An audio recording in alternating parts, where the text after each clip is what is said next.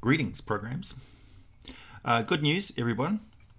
Hanker in Ferndale has accepted the challenge that I laid down in our community chat to get his community to come up with an interesting creature to fight against our interesting creature. Well, a weird creature challenge. Hey guys! And a hearty welcome to everybody who just watched the premiere of the Sliver video. That was super fun. I'm definitely going to do that again. Thanks for everybody for tuning in and interacting. That was cool. Oh, that's very bright. Try and tone it down a little bit. Today, I'm introducing, going away our last live stream and our massive discussion about cheese. I've decided to instigate a cheese of the live stream special. Today, I'm eating red Leicester, traditional mellow, sweet and nutty British cheese. This is basically it looks like a cheddar of some kind, and it's suitably yellow for the Americans. It's almost orange, almost a smoked cheese looking. So I'm going to munch on a piece of Leicester. I wouldn't exactly call it nutty. It's not a very sharp cheese. It's more like a matured cheddar. It's got an aftertone of sharpness, sharp cheese, mature cheese. It doesn't have any sort of a crystal crunch to it. It would make a very intense melt, like a Gouda. You like Gouda? I've actually got some Gouda for the next live stream. What sort of Gouda do you like best? I like goat Gouda because I'm weird like that. And I don't like cheese that has got herbs and stuff all through it, so I generally don't like the herb flavored Goudas. Good choice of cheese. It is very tasty. I'm quite a fan of cheddar because it takes so long to make a good cheddar. It takes like a year to mature a cheddar.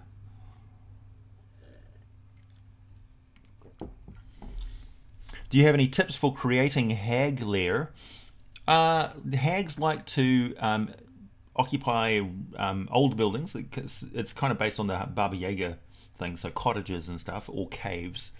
They don't like to build stuff, generally speaking, and a lot of them live in swamps and things like that. So they basically just build a lair that keeps them out of the water, sort of thing. But it's bare bones, like it doesn't really protect them much against the weather and things. So they're rickety. They've got old timbers and things that are just scavenged and strapped together. So hag lairs are generally like rickety fall down sort of structures, or caves that have things just hanging from the ceiling and the walls and stuff. And they've got lots of little nooks and crannies that the hags cover over, like concealed doors, so that it allows the hag to, particularly switchbacks, which allow them to loop around and come in behind the group. So hags will conceal their appearance. They will use illusions, they will use smoke and steam and mist and miasmas inside their lair. They'll use coloured smoke, they'll have clouds of bees and swarms of insects and stuff which temporarily block the vision of the characters, which is very good against people with the ability to see through illusions. If you make a cloud of actual particles or insects or something, it stymies that quite well. Even creatures with true sight can't see through a cloud of insects. So using that ability, the hags will then disappear from sight, nick into a side concealed passage and come around behind and flank and attack the group from behind, whilst their minions attack from the front. So that's a good way for the hag to take out spellcasters and things, the weak squishies or the clothies in the back, who are not protected by the frontline fighters. So hags are quite tactical in that regard, and they will take out groups by attacking from unexpected angles. Entropic lairs, yeah. So they're quite capable of creating rituals and things like that are fairly permanent inside their lairs as well, and they'll have auras of effect, such as the ability to negate blind sense, like blind sight, or negate holy spells or healing spells, things like that, like profane auras. Mecha versus Magic Chicken League tuck. Yeah, you could do something like that, like a golem. So the hut is actually perched on some undead dragon legs, or some undead thunder beast or dinosaur legs. If a demi-lich had a fancy hat, what would it look like?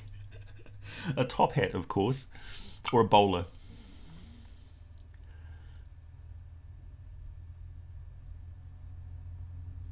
Oh yeah, Ruben, the slivers are pretty terrible when you get them together like that. Basically, the best thing you can do with slivers is break them up. Oh, this is the cheese cutter hat. cheese cutter hat. I'm in love with this hat. I've got to admit, I really like it. Cheers. Top hat monocle, yeah. An enchanted top hat, an enchanted monocle. It's got to be magical with a demi-lich. Punch a dragon in the face.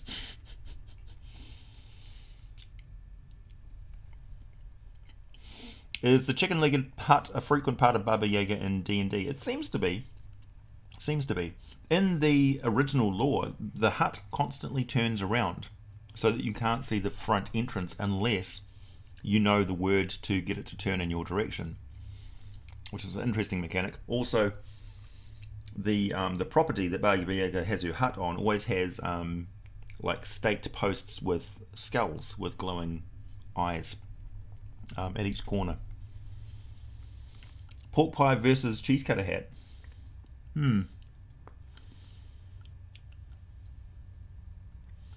Hey, no problem, Anthony. Anytime. And thank you for being a patron. A hat of disguised self and a monocle of true sight. Good combo. Very much a good combo. Giant chicken with two houses for legs. Yeah, shake it up a bit.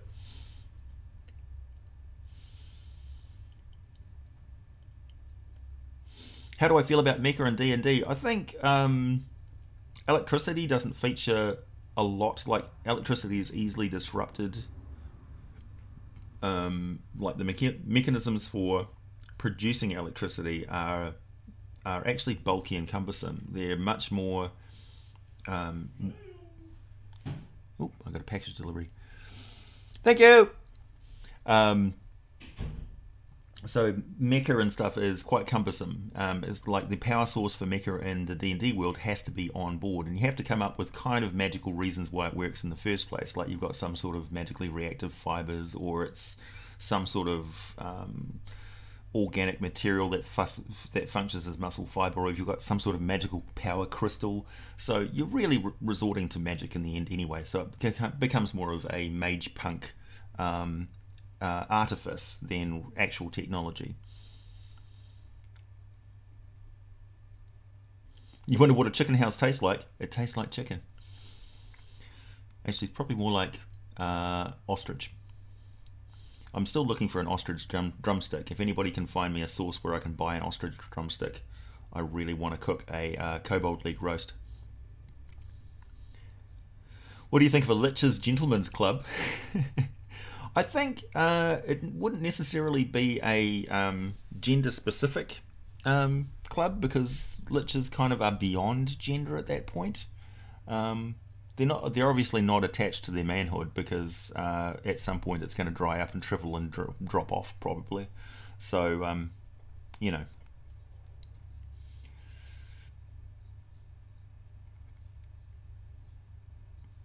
Who said they use electrical power? Yeah, true. So what if they use hydraulic power, and they've got a water elemental trapped inside that provides all of the motive power for them? So they basically stimulate, they hurt the water elemental to force it to go in certain directions, and that causes hydro pressure that they can use.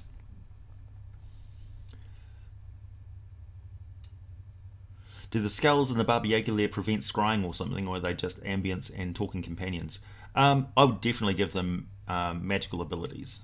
Baba Yaga she's renowned for having information on the multiverse. So Baba Yaga is an immortal. She's been around for a very, very long time. Not only that, but she's 3 different aspects, 3 different individuals. and she's a supernatural entity. She's not a biological entity. She's a living dream. She's a living myth. So in a way, she's kind of unkillable. Like, what's a good example? Pumpkinhead, for instance. Pumpkinhead is a summonable entity. Or like Candyman or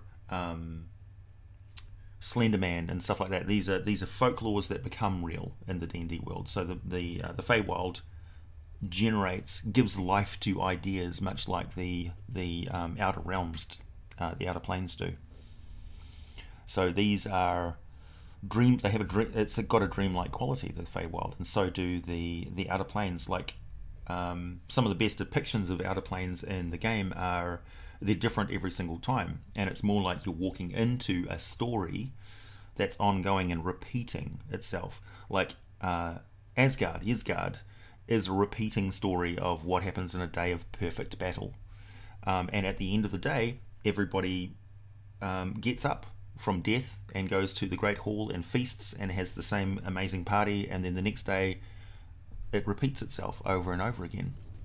And this is the perfect day for warriors that go to that hall. It's where it's what they want to do for the rest of eternity. And so if you're a mortal creature that goes to that place, it's like you're trapped in a perpetual Groundhog's Day of this titanic, tragic, emotionally charged, very stereotypical cliche battle. And it's kind of weird.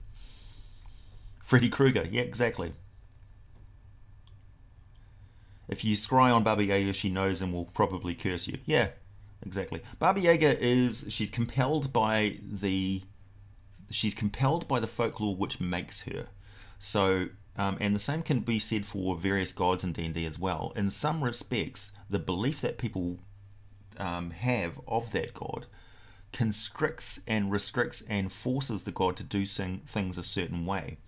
So if you have a god that the legend and folklore of that god, the faith and mythology of that god says that they are definitely scared of cats, then no matter what, that god has to be scared of cats. Baba Yaga has a certain aspect to her which makes her victimize people or help people. So she can be a beneficial figure under specific circumstances. Otherwise, she's kind of forced to victimize people, and that's also tied in with the seasons as well. So she's got that summer, winter, spring aspect to her as well. A zerg biomech, yeah, no, yeah. Hey Lucas, hey Kidron. Yeah, an undead skeleton country club with skeleton driving bone carts. I saw a really good supplement. What was that? That was, I think it was like Old Manor Games or something. It's on Drive-Thru RPG, and they've got this like a cult of undead, and there was one point where there was a ghoul that was riding a modified riding ghoul that was a humanoid, but it was like a pack animal, like a mount, and it was just one of the coolest pictures of undead things. A half-mech dragon monster. Hey, Ewan. Bob Yaga. Yeah, the golf ball's an adventurer's severed head. Yeah, exactly. And they've got to have like funny hats and pants. Oh, yeah. Like an infested elemental titan that's covered in zerg. That would definitely work. So a combination of Earth Elemental and Far Realm stuff.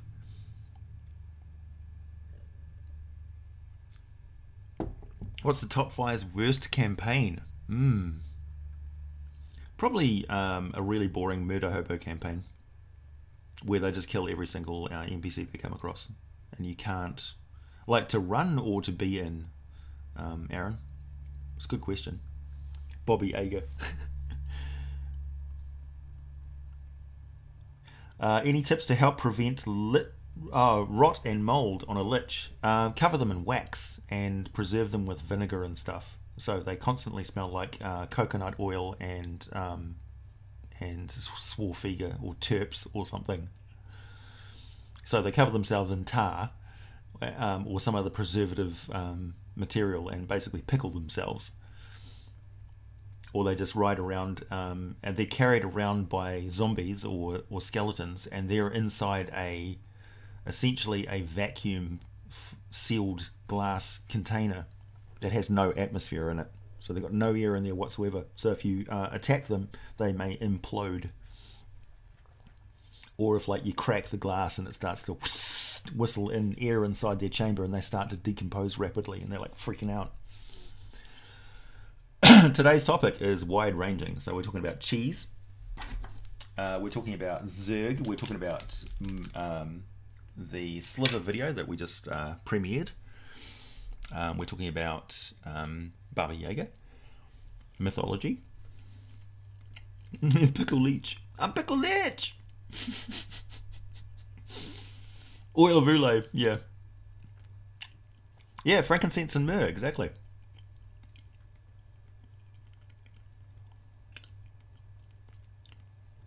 Undead tastes good pickled. I don't know. I wouldn't eat undead flesh, much like I wouldn't eat troll meat. It's just not a good idea. Never eat raw troll meat.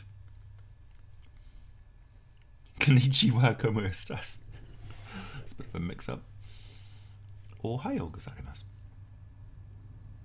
Baba Yaga's. Yeah, Baba Yaga's always a good deal. She's always interesting and fun to put into a campaign, if you do it right.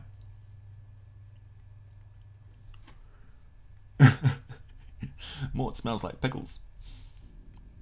Red dragon cheese. Does Baba Yaga have any family? Yes, she does.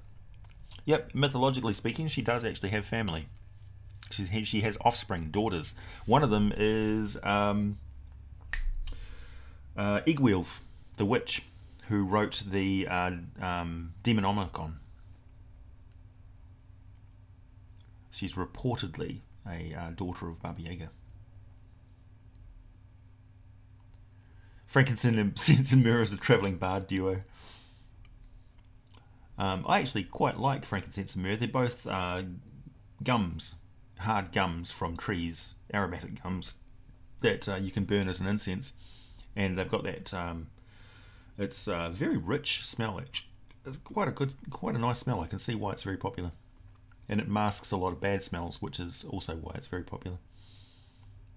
If you can imagine that the kind of effete snob clergy of the Middle Ages had the rank and file peasants come in for their sermons, wafting around censers of burning frankincense and myrrh would mask the scent of farm animals and people who don't wash that often. Do you approve of a mimic disguised as a chocolate cake? Absolutely. I mean, what adventurer would go into a situation eating a chocolate, an unattended random chocolate cake in a dungeon? You're asking for it. Speaking of dragon cheese, are there more mammalian dragon species? Well, Dragonborn are an interesting case because they were created from mammals by Bahamut. So they were his version of like Tiamat's spawn. So to fight Tiamat's spawn, he created the Dragonborn. And originally they couldn't breed true and make more Dragonborn, but at some point that changed because, you know, people liked playing them. Do I lift weight? No. No, I was just born like this. I don't even exercise. Talking of exercise, I was talking about how I got bamboo in my hand. We've got a bamboo hedge along the front of the property here, and my dad and I have been cutting it back, and bamboo is horrific. Stuff just takes over everything. What's Baba Yaga's origin? Russian folklore. Slavic. A cake full of powdered glass. Yeah, now that's more like it. Life finds a way. Draconians. Yes, I really should talk about Draconians and do a video on them. Physique reference. Yeah, exactly. I don't even exercise. It's not my fault I'm biggest and the strongest.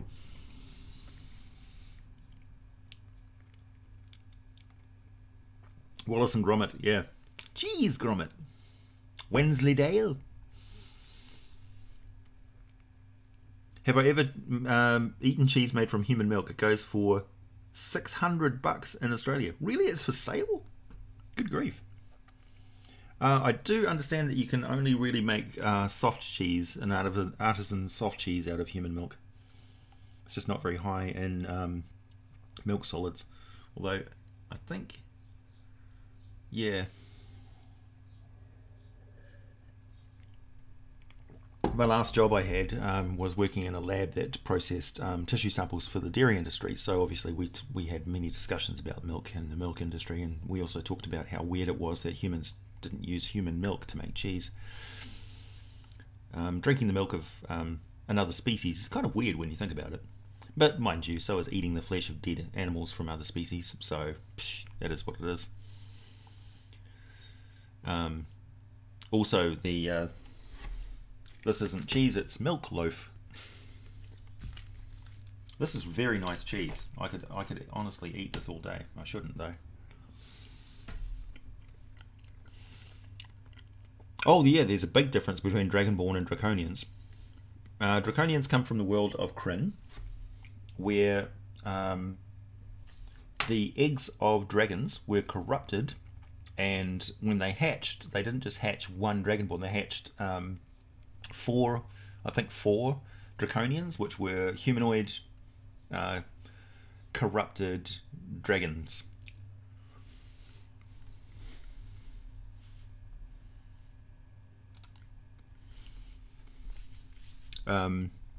So the difference between Dragonborn and Draconians is that Dragonborn have an origin in a mammal species, so they have mammalian traits. Draconians do not, and they have a magical origin as well as a draconic origin. So when they die, they turn to stone and trap your weapon inside them, or sometimes they explode. And the different types of dragon produce different types of Draconian. Yeah, they're corruptions of metallic dragons. So they were designed basically to destroy the good dragons in the most painfully, emotionally tormenting way possible. So they're a product of evil. It is a nice sharp cheese. Yeah, this is red Leicester. Traditional, mellow, sweet and nutty cheese. Although it's not really nutty. It's a mild but with a sharp aftertaste. Or turn into acid. Yes, true.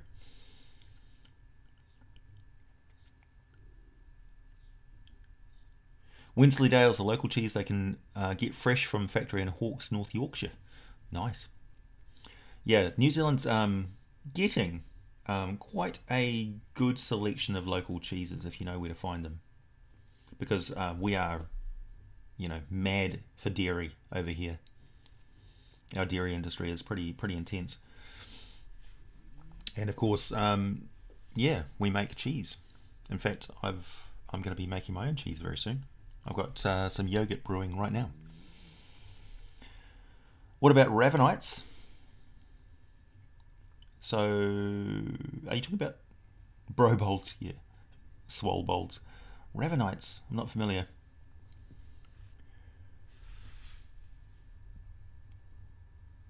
Yeah, female draconians and stasis are means of controlling them.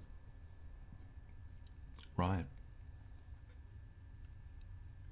Ice cream was made by accident, yeah. Well, you can get ricotta cheese by just basically, or is it cottage cheese? Basically by just putting some milk down and leaving it there for like some freshly squeezed cow milk can be turned into a cottage type cheese just by leaving it out to sour, curdle naturally. And then from there, it's just once you find out that you can have milk in other ways, it would have been a natural progression to discovering what sort of molds can affect the milk solids but remain edible. And I don't know if any of you have watched there's a Netflix series on the evolution of humanity, and one of the key aspects of Genghis Khan and the Mongolian horde is that the Mongolians, as opposed to the mainland Chinese, mostly the Han, could process milk, could process lactose. So the Mongolians had a ready source of food on the go, in that they could drink horse milk and cheese. So they ate a lot of cheese and horse milk and stuff like that, and rode at high speed across the place. And they didn't need a big wagon train of rice and various vegetables and meats and stuff to support them. They could just literally, their horse supported them as and they were the perfect mobile infantry or mobile cavalry. So it was diet as much as any. It was an evolution of a dietary trait, which has since spread to almost everyone in the world, that allowed them to become such an incredible force. Netflix and cheese. Exactly. So yeah, it's really interesting that it's an evolutionary trait in humanity that actually changed history in that regard. So humans are still evolving. Our diet's evolving, our brains are evolving, our social dynamic is evolving, our technology is definitely evolving.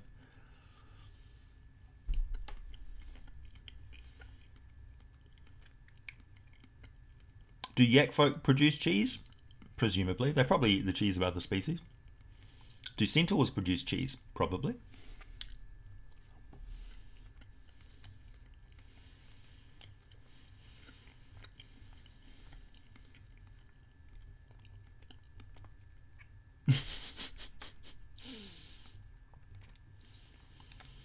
So you could have an interesting aspect of a D&D campaign where centaurs raid dairy farms to free cattle and horses. Slaves! Like, the process of taking milk from cows involves taking away their calves. You know, so you're getting them constantly pregnant and producing calves in order to keep them in milk. So, you know, some species may have a problem with that. Barrier cheese. You could make a nice barrier feta.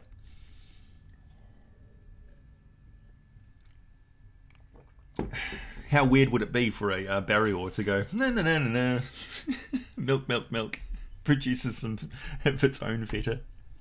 It's like, oh well, waste not, want not. While I'm off adventuring and my fawns are at home.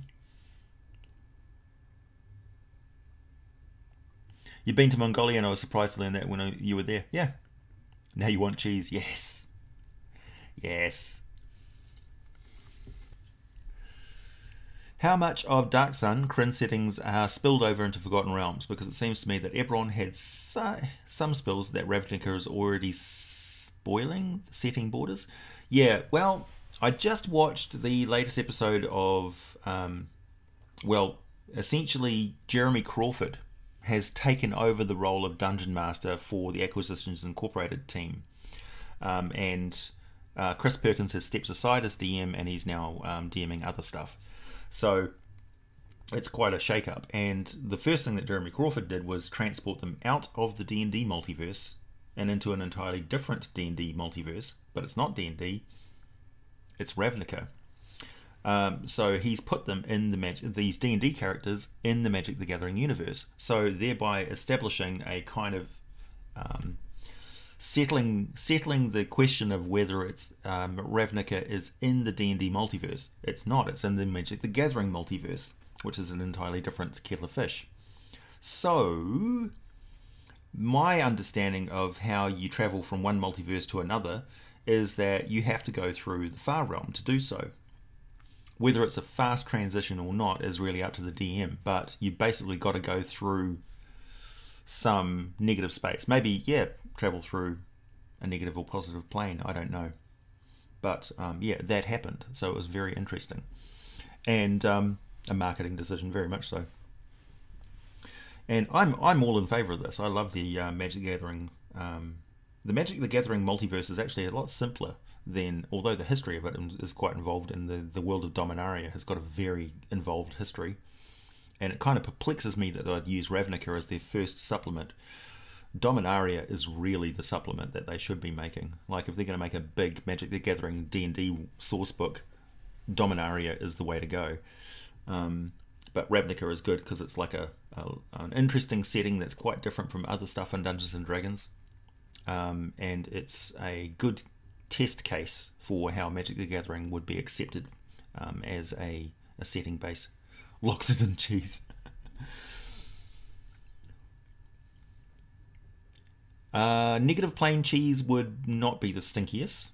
In fact, it would be very hard to make cheese in the negative material plane because the bacteria would not survive. They would die, so it would never actually become cheese. How many degrees of Kevin Bacon would it get to in each of the D&D worlds? About 7.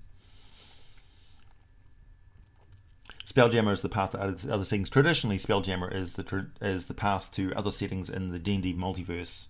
If you're using the Spelljammer sort of planescape type setting, which we are. That's the default setting of D&D 5th edition.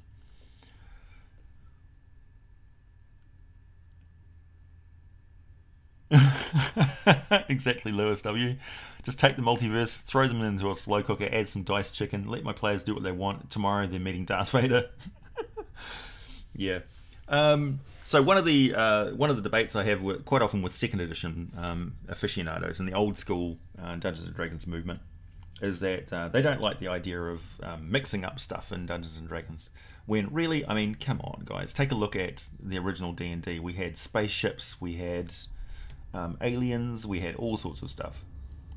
A lot of Spelljammer stuff reads like, swashbuckling Star Wars type material. D&D has always gone all over the place and borrowed from everything. So Dungeons and Dragons 5th edition is just taking the traditional D&D way of incorporating whatever you want into the game. So yeah. And also, as I've said time and time again, what you do at your table is your own business. The canonness, the officialness of D&D applies to like worldwide shared game situations where everybody's playing like a tournament style D&D where everybody's playing exactly the same setting.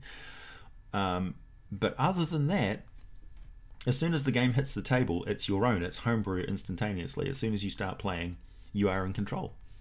That's how D&D works. So anybody who gets overly precious about what's okay or not okay in D&D, you're out of touch with reality of how the game is actually played. Like, you're not doing anybody any favors. You're just shouting into the void. Nobody cares. And so I'm the same way. People ask me, should this happen or should that happen or whatever, or my DM says this or my DM says that, or my player wants to do this. And I'm like, it's your table, dude. It's got nothing to do with me. It's fine. It's fine. If it's fun, it's fine. A lot of games make or break based on your relationship with the players. It's not the rules that make a good game or not. Steve Steak? Hey Ryan. What's the weirdest race and class you have ever played? I did play a water genasi who had a sword that changed places with him occasionally. That was Haito Waterwalker and his sword called Sword, who occasionally became the character called Sword, and the sword became Haito Waterwalker. That was interesting. But I think one of the most interesting race character combos that I have seen played was Andrew, player of my Tuesday night games, who played a Koatoa that was killed in the service to the tribe, and his god Blibdulpoop resurrected him using a reincarnation spell, and put his soul into the body of one of the drow that died during the raid. So the Koatoa's body was completely destroyed. So he took the soul, put it into a mostly okay drow body that was actually hideously burned. So you got the soul of a Koatoa in a drow, its hated enemy, who then walks around in the surface world. And yeah, he's a very interesting character. particularly when that drow like just dives into the water and has water breathing and things as a cleric trait. Yeah, the DM is the final arbiter of the game, not Wizards of the Coast, and not people who haven't played the game for a number of years, or not somebody who's never played 5th edition, for instance. A Minotaur dairy farmer. Now, there's a moral dilemma. Sea of milk, sky of cookies. Oh, Hinduism has this plane called the Sea of Milk. Interesting. The gifts say hello, boom. Any suggestions on a sorcerer lock build? Why are you combining sorcerer and warlock? Is that for a greater range of spell options? Seems kind of superfluous. Why would a sorcerer become a warlock? Like in game, what's their world reason for doing that? Have I ever eaten a milk steak? Not just one boiled in milk, but also garnished with jelly beans. Lol. No, I have not. How now, fish drow? Space dragons. Well, it's always time for me to go, everybody. Just a short stream today, because we did the premiere. That was a lot of fun. I actually want to get out and chop some more bamboo. That's right, I was going to tell you the story about when I went and lived over in Australia and worked there for a year, and travelled around Australia. I arrived in Australia. I had a friend who came over from there and said, "Hey, what are you doing, man? You're in a rut." And I was like, "Yeah." He says, "Do you want to come to Australia with me?" I was like, "Okay." So I told my boss, quit work, got on a plane with $300 in my pocket and turned up in Sydney. Stayed at a friend of his house, and then got a flat in Glebe, and stayed there for about 6 months or so, moving furniture as a job. And then when I came back to New Zealand, I literally had nowhere to stay or anything like that, and had no job. I could go back to the job that I was doing before, so I started doing that, but I had nowhere to stay. So I stayed with a friend of my sister's who was an elderly Christian lady, and everything was fine until she must have gone snooping through my stuff, and she discovered a pack of Magic the Gathering cards. And as soon as she got a look at those Phyrexian black magic cards, I came home, she was out of the house, and she just left a note on the table saying, "Please leave." So I was like, oh, okay.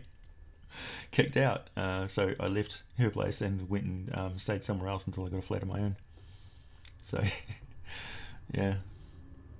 A bit of the satanic panic in the 90s. Oh no, that was actually 2000s. So yeah. She just didn't understand what those cards were about, obviously. But the artwork depictions and things like that were suitably horrific. She could not handle, could not deal.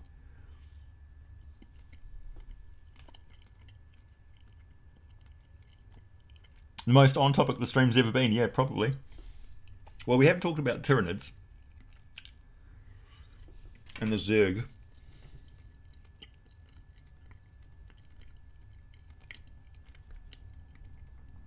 Hey, could you do a video on Guildmasters of Ravnica like Rakdos or Trostani? Yep, probably, eventually.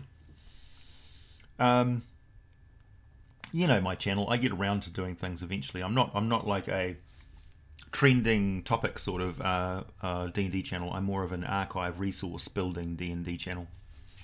So I will get around to the topic eventually.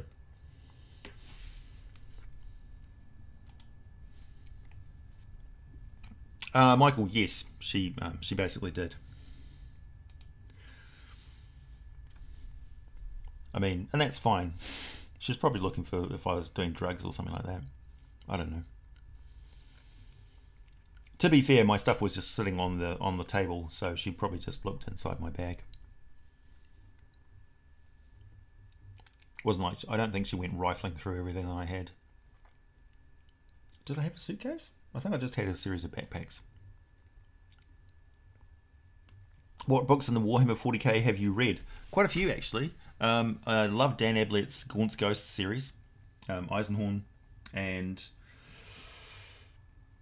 The other guy, the commissar. And I don't think I've read any other authors. I kind of fixated on Dan Ablett's work and read a lot of his novels.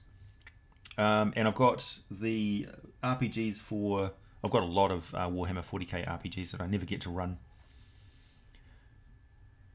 Imperium of Man versus Toril, who would win? The Imperium of Man eventually would completely... they could destroy the world of Toril. They could exterminate Toril by using viral bombs from space. They could absolutely devastate the place. Have any planned date for episode 3 upload, please? Very soon, Gadzooks. It's on my to-do list for the week. And then we will be up to date and everybody will start to see from episode 4 onwards the campaign, the Sigil campaign. So yeah, that's what Gadzooks is talking about. The patrons have been watching the first 3 episodes of the Discord server video campaign that I've been running for the Discord admins, Bryce, Russell, and Jared.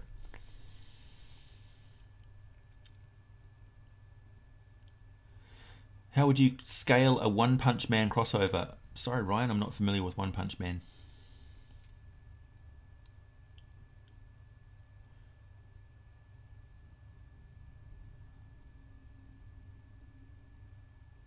You're going to do a live stream on world creating? I suppose so. I think what I'll do is I'll upload videos with the audio that were recorded when my friend Ian and I were actually inventing the world of Sithrun. There's 2-hour-long recordings, which is literally us real-time sitting down and poring over a huge big map that I printed out and filling in the blanks of what the world was. So you hear us feeding off each other's ideas and creating the world of Sithrun. So yeah. Alright everybody, time for me to go. It's been a great day. The next video I should be coming up with will be another Demon series video, and I need to recreate the Bronze Dragon video at some point. So just a heads up. But other than that, this month of December is mostly low CR monsters. So you may have noticed that most of the Slivers are actually low CR. They're 1 to 3 CR monsters, but just showing what you can do with them. So I will catch you all later.